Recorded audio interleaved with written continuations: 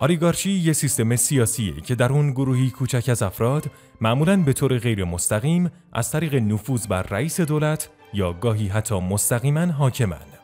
افرادی که به اولیگارشی اعتقاد دارن معمولاً فکر میکنن که این ساختاری اجتناب ناپذیر و طبیعیه. اونا به اصل پارتو که از اون در موضوعاتی مثل بهره‌وری استفاده میشه اشاره دارن که میگه 20% از جمعیت مسئول 80% بهره‌وری خواهند بود و همچنین به قانون استرجن اشاره میکنن که میگه 90% از هر انتخابی کیفیت پایینی خواهد داشت. همچنین به قانون آهنین اولیگارشی که میگه هر سازمان بزرگی در نهایت تمایلات اولیگارشی رو توسعه خواهد داد و هر تلاشی برای خلاصی از شر اونها تنها باعث تقویتشون میشه معتقدن. کنفدراسیون زمانیه که گروهی از دولت‌های منطقه‌ای تحت یک دولت ضعیف کنفدرال برای یه سری اهداف متحد میشن.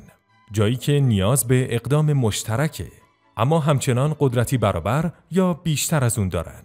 دولت‌های کنفدرال معمولاً توسط یک معاهده برای رویارویی با مسائل مهم مثل دفاع از دشمن‌های خارجی یا مشکلات اقتصادی و غیره ایجاد میشن. دولت مرکزی موظف از همه اعضای خود که هنوز دولت‌های مستقلاً حمایت کنه. فدراسیون ترکیبی از یک دولت مرکزی عمومی به نام فدرال با دولت‌های محلیه که اختیارات رو بین خودشون تقسیم کردن. فدراسیون با کنفدراسیون فرق داره. یه دولت فدرال قدرتش بسیار بیشتر از یک کنفدراسیونه. دولت‌های محلی در فدراسیون هنوز قدرت انتخاب قوانین خودشون رو دارن، اما قوانین نمیتونه مثل کنفدراسیون کاملا مستقل باشه. ایالات متحده، آلمان، سوئیس، کانادا و غیره نمونه‌هایی از فدراسیونن. پلوتوکراسی یه جامعه است که توسط ثروتمندان اداره یا کنترل میشه. این نوع از حکومت ریشه در هیچ فلسفه سیاسی ثابتی نداره، اما ازش به عنوان توصیفی تحقیرآمیز برای دولت‌های دنیای واقعی استفاده می‌کنن. پادشاهی.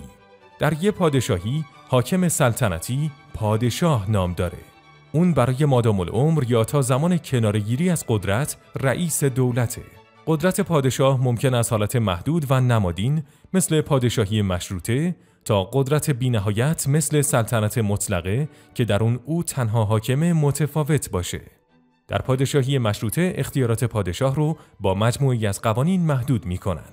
بیشتر وقتها قدرت سیاسی در سلطنت‌ها از طریق وراثت منتقل میشه که اغلب باعث ایجاد سلسله‌های طولانی مدته. جمهوری. این اصطلاح نشان دهنده دولتیه که در اون قدرت سیاسی از طریق نمایندگان مردم به خود مردم داده میشه.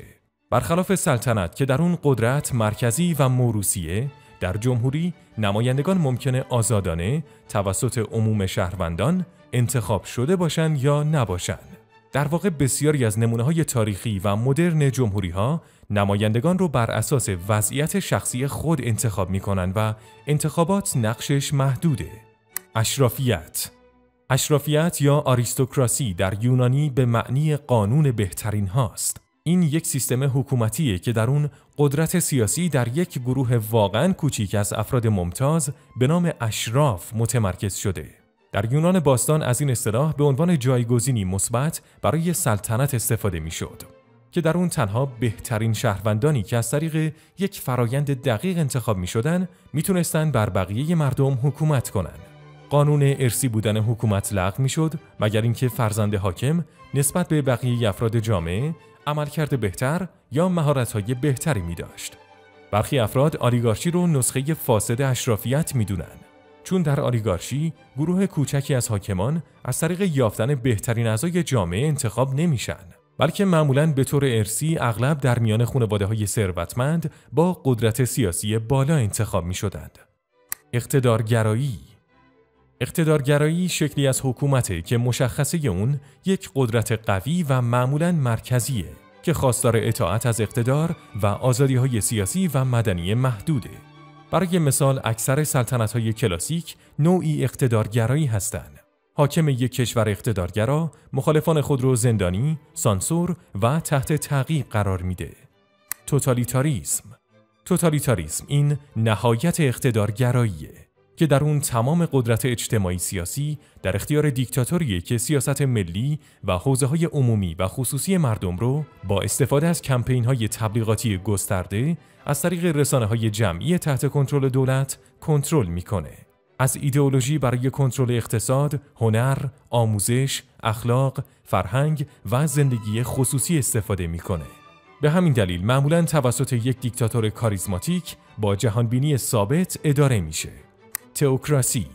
تئوکراسی یا حکومت دینی در یک حکومت دینی تصور میشه که مقامات عالی حاکم به عنوان واسطه‌های انسانی بین خدا و بقیه مردم هدایت الهی رو دریافت میکنند. نمونه بسیار معروف اون مصر باستانه که توسط فراعنه اداره میشد که دیگران تصور میکردند با الوهیت‌هایی مثل هوروس و اوزیریس مرتبط بوده و به عنوان واسطه عمل میکردند.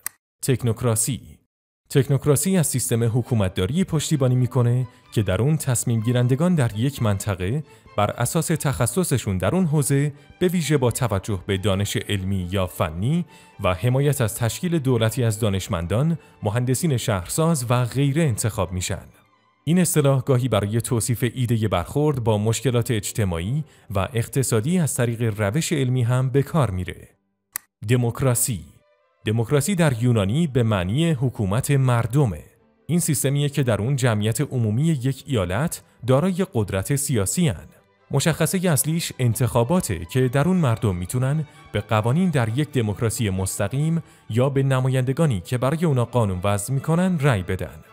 دموکراسی ها انواع مختلفی دارن، مثل دموکراسی پارلمانی که در اون رأی دهنده ها ابتدا اعضایی رو انتخاب میکنن که در پارلمان خدمت کنن. قوه مقننه‌ای که قوانین رو ایجاد میکنه و سپس اعضای منتخب مجلس مذکور انتخاب میکنه که چه کسی قوه مجریه رو رهبری میکنه که هدف کلی هم اجرای قوانینه. این چهره منتخب میتونه قدرت سیاسی خود رو تا زمانی که مجلس حمایت خود رو از بین ببره حفظ کنه. از سوی دیگه دموکراسی ریاست جمهوری رئیس جمهور رو رئیس دولتی میدونه که مشروعیت خود رو از پارلمان نمیگیره. فئودالیسم بر مبادله و مالکیت زمین استوار بود که در اون یک ارباب در ازای برخی خدمات یا حمایت نظامی سیاسی قطعه‌ای از زمین رو به یک دست نشونده میداد. گفته میشه که این یک ساختار اجتماعی هرمی شکل ایجاد کرده بود، جایی که هر پله هرم به پله‌های پایین زمین میداد. پادشاه و کلیسا که در رأس هرم بودن معمولاً بیش از هر کس دیگری زمین داشتند، در حالی که دهقانان در ازای حمایت زمینی برای کار و مکانی برای زندگی، نیروی کار یا سهمی از دامهای حاصل از زمینهاشون رو برای ارباب فراهم می‌کردن. دمارشی با پلوتوکراسی و آلیگارشی متفاوته، چون حاکمان مخفیانه و خارج از قانون از طریق رشوه‌خواری و یا ارسال مستقیم وجوه دولتی برای خود ثروتمند می‌شدند. نظام سیاسی دمارشی در آتن باستان بیشترین کاربرد رو داشت و شامل انتخاب تصادفی مقامات دولتی یا حاکمانه. افرادی که از این سیستم حمایت میکنن معمولاً میگن که این سیستم نامزدها رو از روند تبلیغات آزاد میکنه و اونا رو در اولویت تصمیم گیری های سیاسی که در مقابل خود میبینند قرار میده. کلپتوکراسی یا دزدسالاری معمولاً دولتی رو توصیف میکنه که عمدتاً از رهبران فاسدی تشکیل شده بود که از قدرت سیاسی خود برای به دست آوردن ثروت عموم مردم استفاده می‌کردند. این با پلوتوکراسی و آلیگارشی متفاوته، چون حاکمان مخفیانه و خارج از قانون خود را از طریق رشوه، لطف خاص یا ارسال مستقیم وجوه دولتی برای خود غنی می‌کنند. دزدسالارها گاهی اوقات بدون مجازات رها میشن و اغلب بیشتر سود خود رو به علت اینکه پیش بینی می‌کنن که قدرت رو از دست بدن به کشورهای خارجی صادر می‌کنن. آنارکی، یک جامعه آنارشیستی هیچ حاکم یا مقامی نداره. تمرکز آنارشیست‌ها بر آزادیه. ویژگی اصلی اون مخالفت دولت یا سایر نهادهای دولتی متمرکزه که اون رو ناعادلانه میدونه. آنارشیست‌ها معمولاً از جایگاه‌های دولت با جوامع بدون دولت و انجمن‌های آزاد داوطلبانه دفاع می‌کنن. شرکت سالاری سیستمیه که در اون دولت برای سود تعدادی از شرکت‌ها رو در اقتصاد دخالت میده، به ویژه از طریق سرکوب رقابت اونها با ایجاد قوانین و مقررات و غیره. گونه‌ای از این سیستم سوسیالیسم لیمویی نامیده میشه که اصطلاحی تحقیرآمیز برای توصیف دولتیه که به شرکت‌های ضعیف یا ورشکسته پول میده تا اونا رو نجات بده و بذاره اونا در بازار بمونن.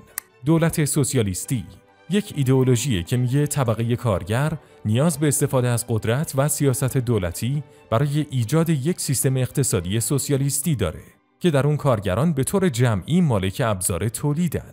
این نوع دولت ممکن از نظر نظامی که در اون تولید، توزیع و مبادله ملی شده یا غیر خصوصیه تا سیستمی که صرفاً ارزش‌های اجتماعی یا منافع کارگران در اولویته متفاوت باشه. دولت‌های کمونیستی دولت‌های کمونیستی معمولاً هدف رسمی دستیابی به سوسیالیسم و پیشرفت به سوی جامعه کمونیستی رو در سر دارن. اونا معمولاً یه دولت تک حزبی ان و از طریق سانترالیسم دموکراتیک اداره میشن که میگه زمانی که یک تصمیم از طریق رأیگیری دموکرات‌ها برنده شه، نباید بیشتر مورد بحث قرار بگیره و همه باید از اون پیروی کنند و هر گونه بحث و انتقاد بیشتر ممکنه وحدت در انجام عمل رو مختل کنه. هدف این روش تسریع فرایند تصمیم گیری و جلوگیری از تضعیف تصمیمات توسط شرکت کنندگانیه که نظرات اونها در اقلیته. ژنوکراسی یا نسل سالاری مدافع حداقل معیار هوش برای نامزدهای سیاسی و رای دهندگانه. در بیشتر مواقع انتقاد اصلی نسل سالاری از دموکراسی کنونی اینه که سیاستمداران به جای اتخاذ تصمیم‌های انتقادی بلند مدت بیشتر به جلب توجه توده‌ها از طریق جذابیت عاطفی توجه می‌کنن. برای دستورات سیاسی مهمتر از اونه که صرفاً از طریق محبوبیت داده شه. نوکراسی نظام حکومتی نوکراسی که در اون اقتدار فقط به آگاه‌ترین و عاقل‌ترین افراد که به طور سنتی فیلسوفان و متکلمان هستند داده میشه.